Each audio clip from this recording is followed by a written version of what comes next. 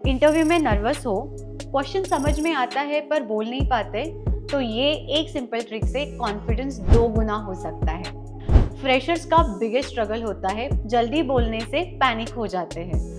तो मैं आपको एक हैक बताती हूँ, that is called 2 second pause rule. जब क्वेश्चन आए तो डीप ब्रीथ लेके 2 सेकेंड पॉज करो। ये पॉज तुम्हारे ब्रेन को करेक्ट वर्ड्स चूज करने का टाइम देता है। और इसी के साथ एक कॉन्फिडेंट पोस्टर रखो, shoulders back, chin up and smile. ये non verbal confidence instantly interviewers को फील होता है। कमेंट पॉज 2x अगर तुम चाहते हो कि मैं तुम्हें 7-डे कॉन्फिडेंस चैलेंज दूं, जिससे तुम्हारा नर्वसनेस डिसअपियर हो जाएगा और क्लैरिटी बूस्ट होगी।